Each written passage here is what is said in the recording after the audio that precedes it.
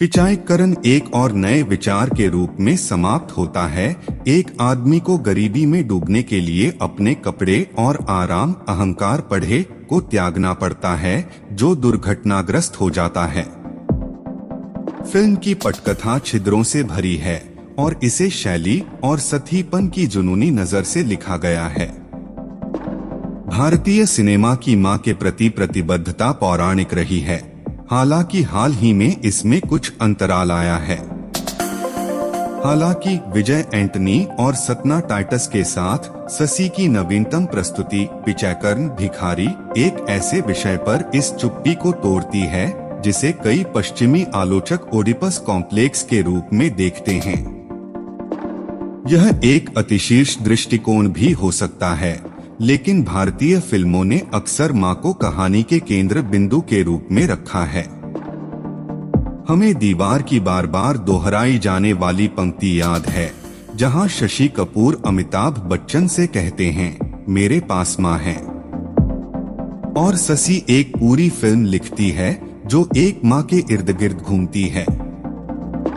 जब महिला दीपा, एक अमीर उद्योगपति, अपने असंख्य कारखानों में से एक में एक भयानक दुर्घटना के बाद कोमा में चली जाती है, तो उसका बेटा अरुल सेल्वाकुमार एंटनी तबाह हो जाता है।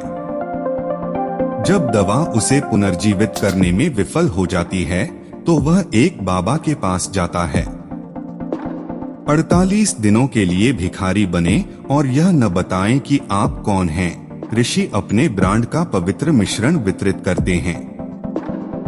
एक अजीब विरोधाभास में फंसकर अरुल अपनी लग्जरी कार, अपने अंगरक्षकों, अपने महलनुमा घर और अपनी सभी सुख सुविधाओं को त्याग कर अपनी मां को फिर से मुस्कुराने के मिशन पर निकलने का फैसला करता है।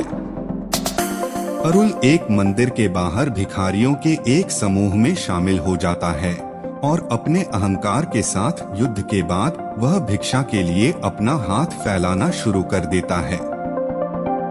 विदेशी डिग्री वाले और बार बार विदेश यात्रा करने वाले एक परिष्कृत सौम्य व्यक्ति के लिए फुटपाथ पर बैठना और भिक्षा मांगना कोई मामूली काम नहीं है। लेकिन अरुल का अपनी मां के प्रति असीम प्रेम उसे इस अपमानित पतन की स्थिति में धकेल देता है, जो उसे उसके सभी सांसारिक बंधनों से वंचित कर देता है। एक प्रकार का राजकुमार से कंगाल होने का नाटक करता है। लेकिन फिर कहानी लिखने वाले शशि अपने नायक को कुछ भी वीरतापूर्ण किए बिना भटकने नहीं दे सकते। फुटपाथ पर अरुल की ड्यूटी हर शाम 6 बजे हड़ताल की तरह समाप्त हो जाती है, जिससे वह उसके बाद जो करना चाहता है वह करने के लिए स्वतंत्र हो जाता है। अरुल एक पिज्जेरिया में काम करना शुरू करती है, जिसके मालिक मघिलिनी और उसके दोस्त हैं, जो बहुराष्ट्रीय कंपनियों के लिए काम करने के विचार से नफरत करते हैं और उद्यमी बन गए हैं। बेशक उन्हें उद्यम को बदलने के लिए अरुल के जादुई हाथ की जरूरत है। जब अरुल पिज्जेरिया में मदद नहीं कर रहा है, जो उसे माघिलिनी के साथ प्यार में पड़ने का मौका देता है, तो वह खुद को अच्छे सामरी की भूमिका निभाने में व्यस्त रखता है। एक निराश्रित महिला को सुरक्षित आश्रय ढूंढने में मदद करता है या गुंडों को घूंसा मारकर भगा देता है। संयोग से कारखाने में दुर्घटना से पहले मघिलिनी के साथ अरुल की शादी तय हो गई थी, लेकिन उसने अभी तक उसकी तस्वीर नहीं देखी थी। इसलिए जब वह उसकी एक तस्वीर देखकर उसे पहचानता है, तो वह उसके बारे में अनभिज्ञ होती है। उसे उससे प्यार हो जाता है, जो तब भी कायम रहता है जब उसे पता चलता है कि वह एक भिखारी है। शशि की पटकथा ऐसे शानदार संयोगों पर आधारित है और इनमें से बहुत सारे हैं जो पिचाईकरण को एक अविश्वसनीय रोमप में बदल देते हैं, जो भिखारियों और गुंडों से भरा हुआ है और एक महिला जो एक भिक्षुक पर मोहित होने को तैयार है।